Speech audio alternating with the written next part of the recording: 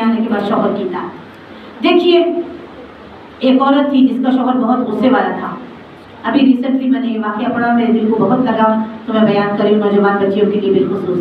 شوہر آفس سے نکلتے وقت چیخ چیخ کے کہتا جلدی کھانا بنا کے رکھو, مجھے بہت بھوک لگی ہے. تو یہ جلدی کھانا بنا کے رکھ دیتی. پہلے کی عورتیں تو عبادت سمجھ کے شوہر کی خدمت کرتی تھی. ابھی کھانا بنا کے رکھ دیتی, شوہر آتا کھانا کھاتا ہے, نماز کا وقت ہوتا ہے, کھانا بنا کے رکھ دے کے اپنے نماز میں مشغول ہوا. ایک دن ہوا ایسا کہ اس نے ایک ڈش ایسی بنانے کی خواہش کی کہ جو اسٹفنگ والی ڈش تھی, کچھ بھرنا تھا, تو 3 بالس اور بھرنے تھے, کوئی ویجیٹیبل کے اندر بھرے جانے تھے چاول. تو وہ اب جیسے وہ یہ کام کر رہی تھی, آواز آئی اللہ اکبر.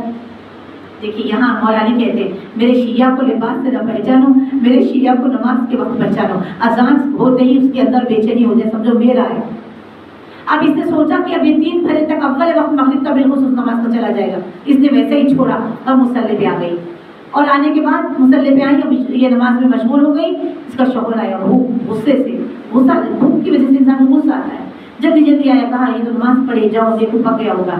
جیسے جا کے کچن میں دیکھتا ہے تو دیکھتا کیا ہے کہ کچھ بالس بھرے ہوئے ہیں, کچھ 3 باقی ہے. تو غصے سے کہتا ہے 3 بھر کے نماز کے لیے ٹھہر سکتی تھی نا. یہ کہیں کہ غصے سے جب آیا تو دیکھا کہ جاتے وقت جب یہ آیا تب بھی وہ سجدے میں تھی, اب یہ کچن میں جا کے آیا تب بھی یہ سجدے میں ہے. کچھ دیر غور سے دیکھا, دیکھنے کے بعد آواز دی, آواز نہیں آئی. آگے بڑھ کے بازو ہلایا, روح پرواز ہو چکی. اگر یہ شوہر کی محبت میں ٹھہر جاتی پکانے تو پکاتے وقت روح پرواز ہو جاتی, لیکن یہ اللہ کی محبت میں گئی. اسی لیے کہا گیا کہ ایک لمحہ بھی رائے گا مت اور پتہ نہیں یہ رہو کہ پھر نماز کے لیے کہا گیا کہ ایسی شدت سے نماز پڑھو, ایسی پیاس سے کہ یہ آنکھ کی نماز ہے, اسے ڈیلے مت کرو. کیونکہ انسان کے لیے حیات اللہ کی طرف سے دی ہوا تحفہ ہے, سانسیں تحفہ ہے. ہم یہ کام کر کے پڑھ لیں گے, وہ کام کر کے پڑھ لیں گے. کربلا میں تیروں کے چھاؤں میں امام حسین نے صبح سے لے کے عصر تک نمازیں پڑھی ہے. ہمارے لیے چھوٹے موٹے کام خدا بھی ہمیں آزما رہا ہوتا ہے. اسے دوسرے کام محبوب ہے کہ میری عبادت محبوب ہے.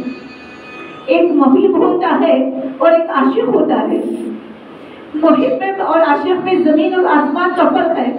محب محبت کرتا ہے, پتلی گلی سے نکل جاتا ہے, لیکن عاشق محبت کرتا ہے تو جان کا قربان کر دیتا ہے. امام زمانہ کو بھی عاشق چاہیے, جھوٹی محبت کے دعوے دار نہیں چاہیے.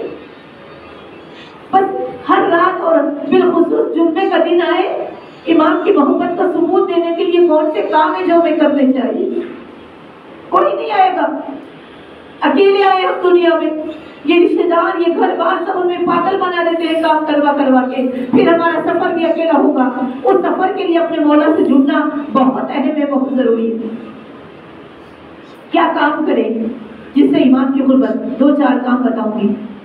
امام کے لیے سب سے ضروری ہے, سب سے پہلے آپ کوئی بھی کام کریں ذکر کرتے رہیں, امام کو کچھ تحفہ پیش کرتے رہیں. سورہ توحید کا تحفہ, سورہ حمد کا تحفہ, صلوات کا تحفہ, لا الہ الا اللہ کی تسبیح کا تحفہ کرتے. آپ کام کرتے کرتے امام کی یادوں میں ذہن کو رکھیں, ورنہ خالی ذہن شیطان کی آمد کا ہو جاتا ہے. اور جمعہ آئے تو فجر کی نماز, خدایا وہ عزت دعائے لطبہ کیا ہے, رونا, دعا, رونا. ایک جمعہ اور آ گیا, میری آنکھیں آپ کے انتظار میں رہی. ایک جمعہ اور آ گیا, مولا صبح ہو گئی, فجر ہو گئی, مولا آپ نہیں آئے. اسی لیے کہا گیا عاشق روتا ہے نا اپنے محبوب کی, اپنے معشوق کی فراق میں روتا ہے. مولا میں تو پورا ہفتہ انتظار کر رہی تھی, شاید یہ جمعہ وہ ہوگا. اسی لیے کہا گیا نماز کے بعد کچھ دیر کے بعد فوراً بیٹھو اور دعائے لطفہ پڑھو, اور آنکھوں میں آنسو رہے اور بے قراری رہے. اینا کہاں ہو اینا بقیت اللہ. اے وہ جو مومنین کے لیے باقی رکھا خدا نے, بابرکت جس کے وجود, جس کے نورانی وجود کے سبب سے کائنات رواں دواں ہے. اے جان زہرا, اے گل نرگس.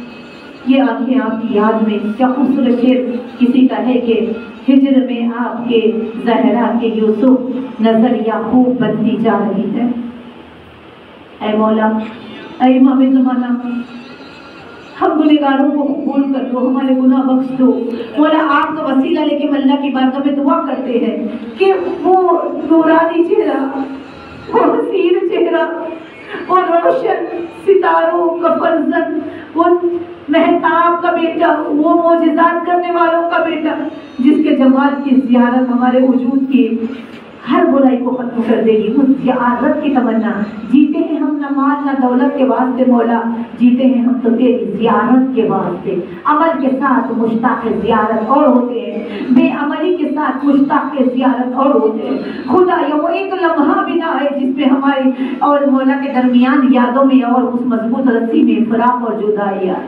ہمیشہ ہر حالت میں ہم اپنے مولا سے متمسک رہے، وابستہ رہے۔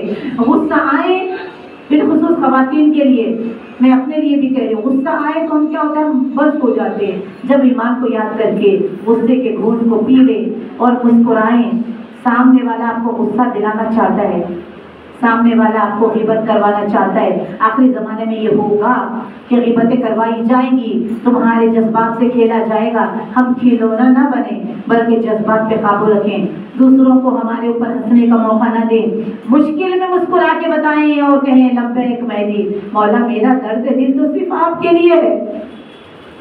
دنیا والے پوچھیں گے لیکن دنیا کو نہیں بتانا، جو بھی بتانا ہے اپنے مولا امام زمانہ کو بتانا ہے، جو بھی پرابلم ہے اپنے مولا سے شیئر کرنا ہے۔ اور مولا خود کہتے ہیں تم اگر میرے ہو نا تو تم مجھ سے کیوں نہیں بتاتے، تم مجھ سے بتاؤ گے میں تمہارے راز کو چھپا کے رکھوں گا اور میں سب کچھ تمہاری حالات بدل دوں گا۔ لیکن ہمیں ان سے بات کرنے کی عادت ہی نہیں پڑی، اپنے مولا سے بہت دور ہوتے چلے جا رہے ہیں۔ اب وہ زمانہ آ گیا جہاں ہم ظہور مہدی کے قریب پہنچ رہے ہیں۔ کوشش کریں جتنا کام ہم نے پیچھے چھوڑ دیا تھا وہ کام لے آگے بڑھتے جائیں۔ کوشچن گھر میں بیٹھ کے خواتین سے میری گزارش ہے، آپ کوشچن پیدا کریں۔